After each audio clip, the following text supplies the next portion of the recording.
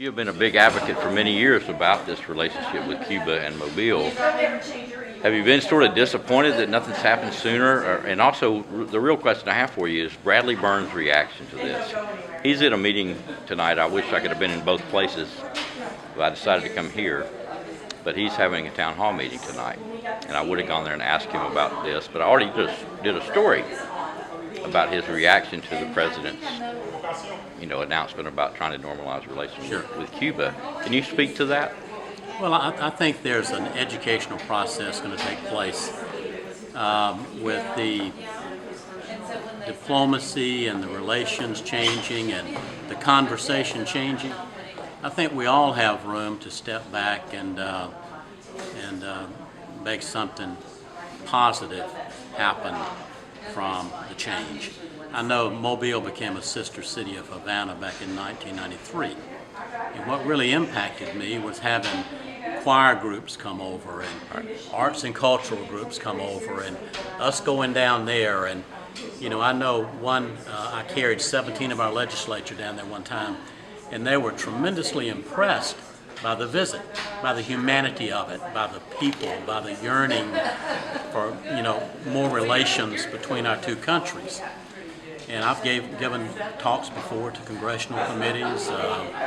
I was in a meeting one time with one of our congressmen in Cuba, talking to a Cuban congresswoman, and she got tears in her eyes and says, "Where are the American people? Why do the American people let us sit down here like this all these years?" So it's been kind of a government bottled up back and forth kind of a paradigm that has not had enough discussion, enough understanding, and enough courage to make a change.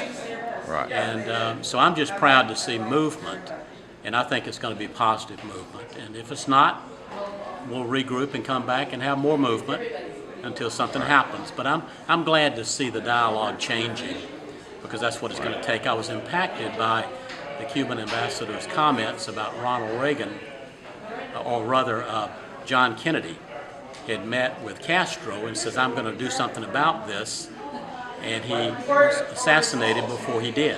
Right. That was an opportunity probably a long time ago when it had been easier to have done something different. Right. And I made the comment to the group that I was a speaker in Miami some years back, and Mikhail Gorbachev was the guest speaker, and I had a chance to meet with him and talk one-on-one. And he made the proclamation in that speech that when he met with Ronald Reagan to take the wall down from Russia, that part of it, his agreement was that I'll take the wall down if you, sir, will take down the embargo around Cuba. And Ronald Reagan, he said in that speech, told him, "Yes, I will." And he said, "I took the wall down, and the embargo around Cuba was never taken down." So that was another missed opportunity back in that day. It's just time to get past paradigms that we didn't create a long time ago and create a better world. I think that's what we're talking about. Right. Can you specifically address Bradley Burns' reaction? No, Mr. Byrne has his privilege of his feelings and comments about that, and I probably will be having a one-on-one conversation to express my view.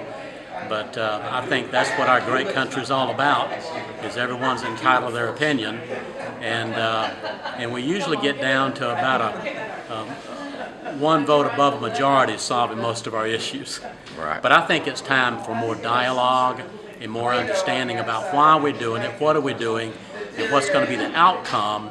And I think most of us will come together in the final phase of that and figure it out. We always do. That's one great thing about our process here in America, is if you take the partisanship out of it and get down to the right and the wrong and the reasons, we usually get things done. Right. Do you have you going to run for office again? Well, you never say never in my business. I try to help our elected officials all I can. Right. And I think the people in office have a huge responsibility. I know from 16 years experience the burden and the hard work and what happens, and I just want to make myself available to help anybody in elected office that asks me